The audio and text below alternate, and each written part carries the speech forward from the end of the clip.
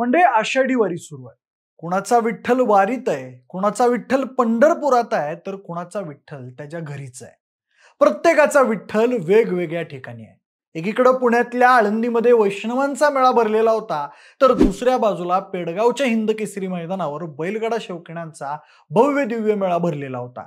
कारण बैलगाडा शौकीनांचा विठ्ठल पेडगावात होता. आता तुम्ही म्हणाल ते बरं कसं?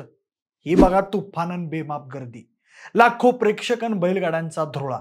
पेडगावच्या हिंदकेसरी मैदानानं यंदाचे सगळे रेकॉर्ड मोडलेत आणि शेतकऱ्याच्या या पारंपरिक खेळात किती ताकद आहे हे सिद्ध केलं. म्हणूनच कोण ठरलं कालच्या पेडगाव हिंदकेसरी किताबाचं मानकरी आणि कुणी गाजवलं कालचं पेडगाव हिंदकेसरीचं मैदान, सगळा निकाल या व्हिडिओच्या माध्यमातून जाणून घेऊयात. नमस्कार, मी प्रथमेश आणि तुम्हाला तर माहिती आहे आपला विषयच भारी. तर बघा मंडळी, सिद्धनाथ देवाच्या यात्रेनिमित्त सालाबाद प्रमाणे पारंपरिक आयोजित केलं जाणारं पेडगाव हिंदकेसरी मैदान मोठ्या उत्साहात पार पडलं.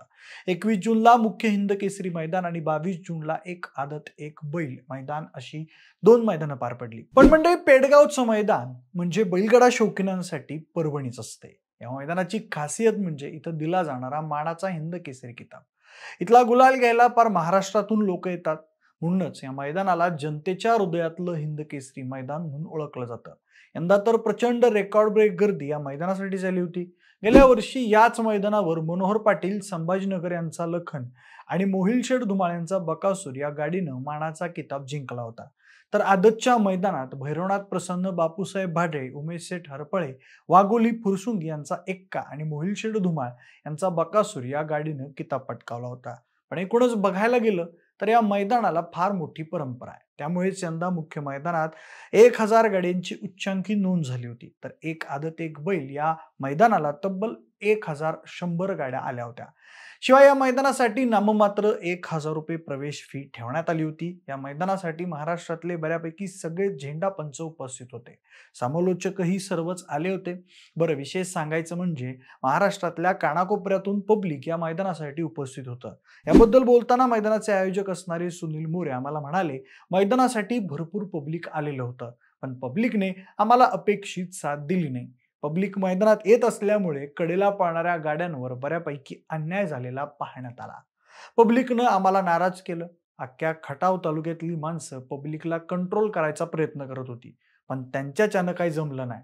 काय पण होऊ द्या, पण नंदीवर अन्याय झाला नाही पाहिजे असं सुनील मोरे म्हणाले. म्हणूनच जास्त वेळ न घालवता आपण या मैदानाचा संपूर्ण निकाल पाहूयात. तर बघा मंडळी, या मैदानातील 10व्या क्रमांकाची मानकरी ठरली तास क्रमांक 8 वरून धावलेली गाडी प्रदीप नाना पाटील कापुसके, नायरा प्रदीप पाटील, वारेघर कल्याण यांचा रामाशेठ आणि नाशिककरांचा टायगर ही गाडी. 9वा क्रमांक पटकावला तास क्रमांक 1 वरून धावलेली गाडी दत्ताशेठ भिलारे, कुमारी अन्वी अमोल नावडकर, सोनगाव यांचा त्रिशूल आणि रुद्रा या बैलजोडीनं. त्यानंतर 8व्या क्रमांकाची मानकरी ठरली तास क्रमांक 9 वरून धावलेली गाडी आई गावदेवी प्रसन्न, कुमार रणवीर, राहुलबाई पाटील, अडवली कल्याण यांचा मथुर आणि बाजी शार्दूल ग्रुप तळेगाव, छत्रपती संभाजीनगर यांचा राजा ही गाडी.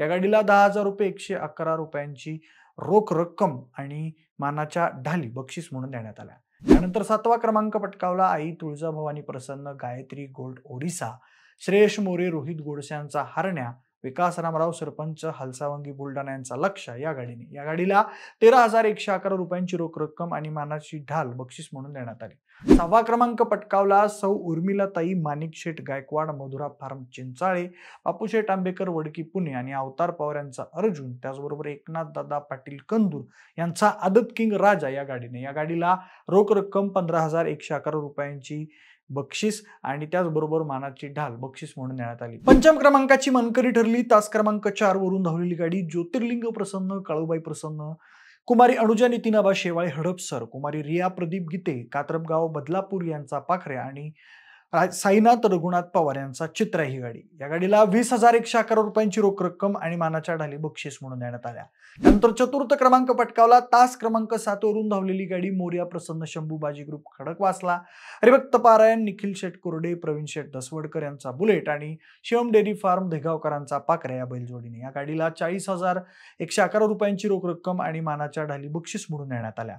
त्यानंतर तृतीय क्रमांकाची मानकरी ठरली भैरवनाथ प्रसन्न बापूसाहेब हारे वाघोली, रामदास शेठ शंकर पाटील, कुमारी आर्या मिलिंद शेठ पाटील यांचा भुंगा आणि चिमण्या या गाडीने. या गाडीला 60,111 रुपयांची रोख रक्कम आणि मानाच्या ढाली बक्षीस म्हणून देण्यात आल्या. म्हणजे पहिल्या 2 क्रमांकाच्या गाड्यांमध्ये मोठी चुरस पाहण्यात आली.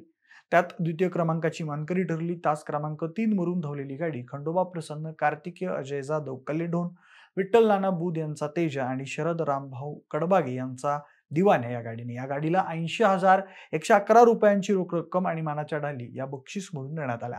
यासोबतच प्रथम क्रमांकाची मानकरी ठरली तास क्रमांक 5 वरून धावलेली गाडी द्वारलीकरांचा हरण्या आणि शिरसवडीकरांचा रायफल या गाडीने. या गाडीला 1,01,111 रुपयांची रोख रक्कम आणि मानाच्या ढाली या बक्षीस म्हणून देण्यात आल्या. पण मंडळी सेमीला ही गाडी आणि काळभैरवनाथ प्रसन्न पांडेकरांचा सोन्या आणि आबा डोंगरे वाईकरांचा नंद्या ही समान उतरली होती. पण त्या दोन्ही गाड्यात संगनमत झालं. आबा डोंगरेंनी मनाचा मोठेपणा दाखवला आणि त्या गाडीला पुढची चाल देण्यात आली. पण विशेष सांगायची गोष्ट म्हणजे यामुळे आबा डोंगरेंच्या गाडीला सुद्धा हिंद केसरी किताबाचा मान देण्यात आला. त्यामुळे सध्या आबा डोंगरे यांचं मोठ्या प्रमाणावर बैलगाडा क्षेत्रामध्ये कौतुक केलं जातंय.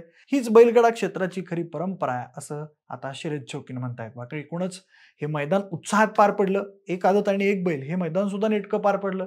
तुमचं या मैदानाबद्दल नेमकं काय म्हणणं आहे, या निकालाबद्दल नेमकं काय म्हणणं आहे, तुमची मतं आम्हाला कमेंट बॉक्समध्ये नक्की कळवा.